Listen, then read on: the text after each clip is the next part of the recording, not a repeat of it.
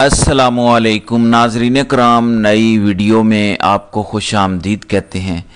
पाकिस्तान में एक नया चूरन बेचा जा रहा है और ये पहली दफ़ा नहीं, पहले भी बेचा गया है। मैं आपके सामने सारी तफसीलात रखता हूँ। इस्टेब्लिशमेंट कैसे पाकिस्तानियों को एक मरतबा फिर बेवकूफ़ बनाने की कोशिश करेगी।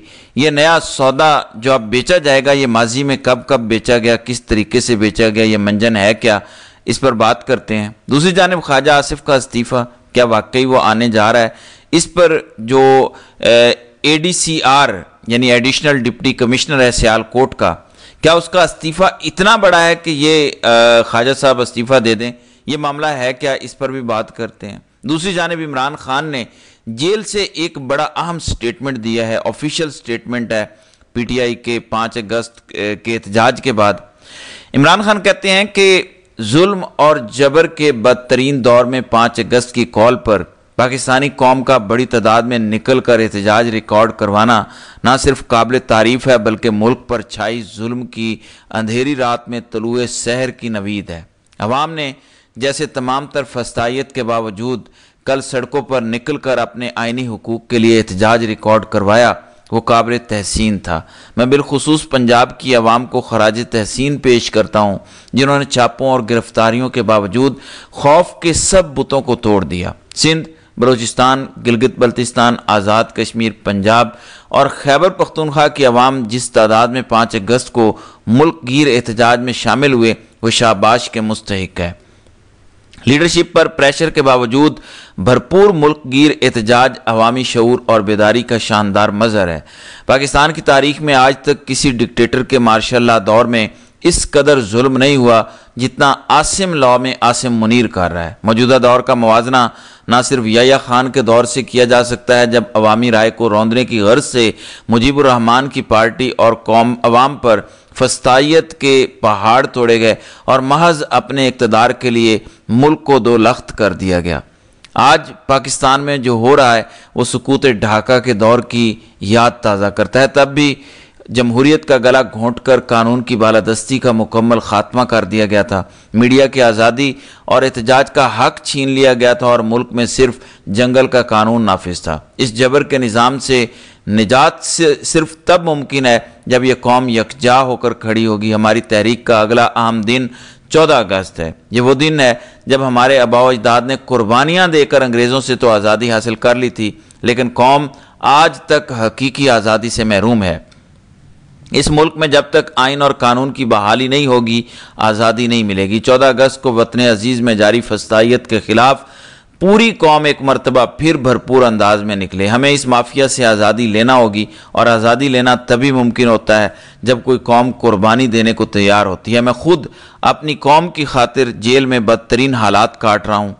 यहाँ मौजूद कैदी भी एतराफ़ करते हैं कि ऐसा सलूक तो किसी आम कैदी के साथ भी नहीं होता जैसा मेरे साथ किया जा रहा है। मुझे तोड़ने की नाकाम कोशिश में मेरी अहलिया बुशरा बेगम को भी बदतरीन हालात में रखा जा रहा है, मगर मैं फिर भी आइन और कानून की बालादस्ती और जमहूरियत की बहाली के लिए कुर्बानी दे रहा हूँ। हकीकी आज़ादी हासिल करने के लिए हम सब को मिलकर कुर्बानी देना होगी। मैं इस डाकू डफर अलायंस के आगे कभी नहीं झुकूंगा और आसिम लॉ को कभी तस्लीम नहीं करूंगा। मुझे सारी ज़िंदगी भी जेल में रहना पड़े, मैं इसके लिए तैयार हूं। अच्छा, एक बात याद रखें, खान कभी मिलिट्री के हवाले से बात नहीं करते। वो फ़ौज को बुरा नहीं कह रहे, बल्कि कई दफ़ा वो कहते हैं कि मुल्क भी मेरा, फ़ौज भी मेरी। वो मौजूदा जनरल के ख़िलाफ़ बात करते हैं और वो फ़ौज को और मौजूदा बादशाह को अलग अलग रख के देखते हैं। जो मैंने समझा है खान के पिछले चंद ट्वीट्स में, मुझे ये समझ आया कि खान अब जनरल साहब और फौज को अलग अलग दो एंटिटीज देखते हैं, बल्कि वो कहते हैं कि फौज के इदारे को तबाह कर दिया मौजूदा बादशाह ने और नुकसान पहुंचा रहे हैं। यही बात गंडापुर ने भी की थी, लेकिन बाद में उन्होंने इस बात को ट्विस्ट दे दिया। फिर खान कहते हैं कि याद रखें कि बहादुर कौमों को दुनिया में कोई शिकस्त नहीं दे सकता। सिर्फ तमाम पाकिस्तानी जेल जाने का खौफ अपने दिल से निकाल दें।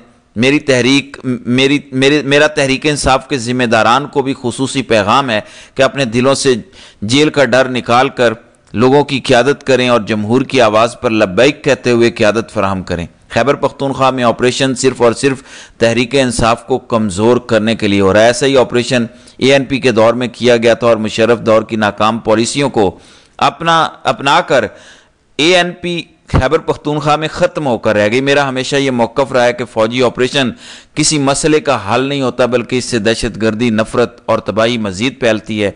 कबायली इलाकों में कोई नया ऑपरेशन हरगिज़ नहीं होना चाहिए। वहाँ के मसाइल का हल मकामी और अवाम के मुंतखब नुमाइंदों की बातचीत से ही मुमकिन होगा। सिर्फ अफ़गानिस्तान से रद्द अमल की उम्मीद में अफ़गान मुहाजिरीन को जिस बेदर्दी से बेदखल किया गया वो भी अफसोसनाक है।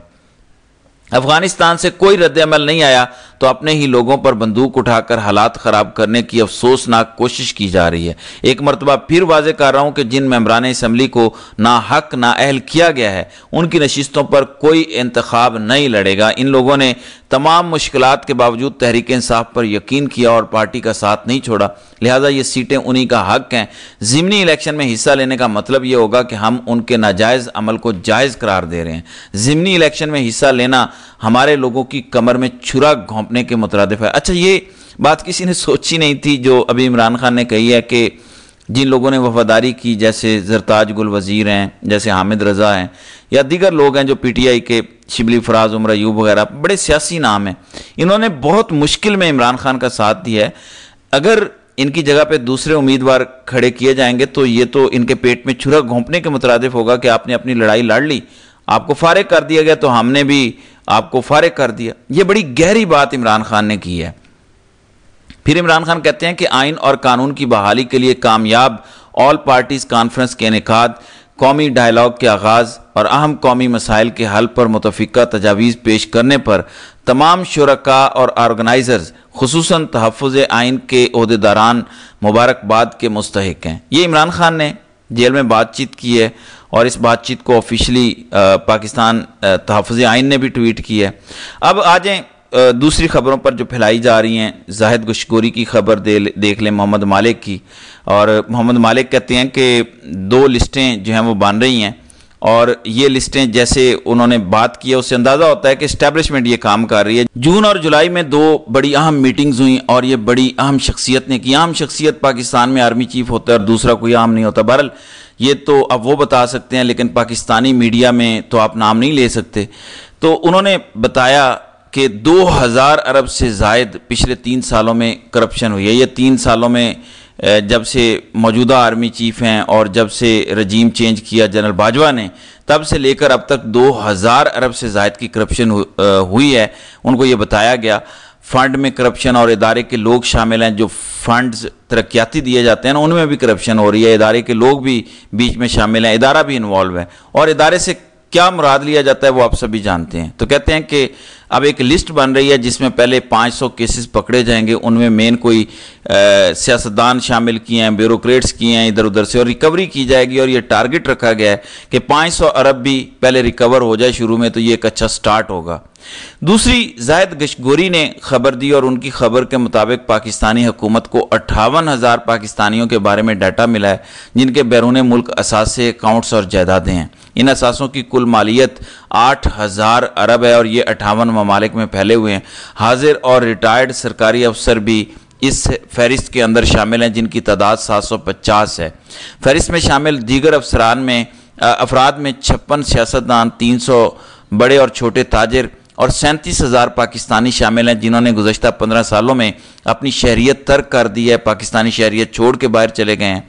उसमें ये बता रहे हैं कि 2570 से ज़ायद सरकारी मुलाजमीन, जिनमें ज़्यादातर ग्रेड 16 और उससे ऊपर के अफसरान हैं, या तो वो खुद दोहरी शरीयत रखते हैं, 2 मुल्कों की उनके पास नेशनैलिटी है, या उनकी शरीक हयात या बच्चे वहाँ की शोहरत रखते हैं।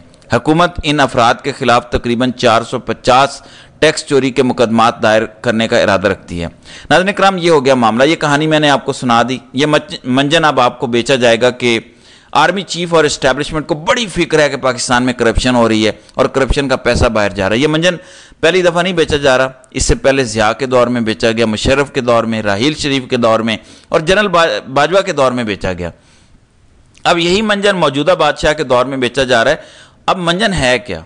کہ اسٹیبلشمنٹ کو بڑا غصہ چڑھتا ہے جب کوئی کرپشن کرتا ہے. دیکھیں پاکستان کے سارے فیصلے تو اسٹیبلشمنٹ خود کرتی ہے. ہر ادارے پر قابض کون ہے؟ اسٹیبلشمنٹ. ہر جگہ پہ بیٹھا کون ہے؟ اسٹیبلشمنٹ. نیب کو کون کنٹرول کرتا ہے؟ اسٹیبلشمنٹ. جتنے اداروں میں کرپشن ہو رہی ہے وہ اسٹیبلشمنٹ کی ناک کے نیچے ہو رہی ہے. تو جس وقت کرپشن ہو رہی تھی، جب میڈیا بتا رہا تھا، تب ان کے کانوں پہ جوں تک نہیں رینگی. اب اچانک سے ان کو کرپشن کیوں یاد آئی ہے؟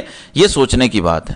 ایک بات جس پر مجھے پورا یقین ہے کہ کرپشن کو لے کر ملٹری اسٹیبلشمنٹ کے اندر ذرا سا بھی رد عمل نہیں ہے، ایک ٹکے کا بھی. اس کی وجہ یہ ہے کہ اگر انہیں کرپشن بری لگتی تو یہ آصف علی زرداری اور نواز شریف کے کیسز معاف کروا کے انہیں اقتدار میں کبھی نہ لے کر آتے. اگر انہیں کرپشن بری لگتی تو یہ NRO 1 اور NRO 2 کبھی نہ دیتے. اور یہ دونوں NROs کس نے دیے؟ ملٹری اسٹیبلشمنٹ نے دیے. ایک دفعہ مشرف دور میں، ایک دفعہ باجوہ اور موجودہ بادشاہ کے دور میں.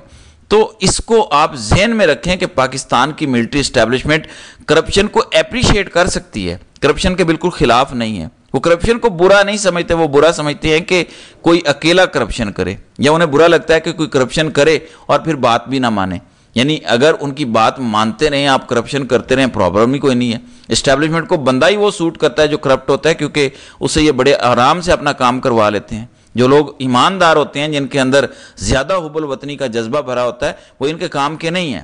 بہرحال یہ کرپشن کی کہانی کیوں سنائی جا رہی ہے؟ یہ محض اس لیے ہے کیونکہ آگے نومبر آ رہا ہے اور نومبر میں ایک ایکسٹینشن چاہیے. پھر وڈے صاحب کو صدر پاکستان بننے کا بھی شوق چڑھا ہوا ہے. تو یہ سب کچھ اس لیے کیا جا رہا ہے، اس لیے آپ کو آئندہ آنے والے دنوں میں یہ ساری کہانی کی تفصیل کھل کر سامنے آ جائے گی.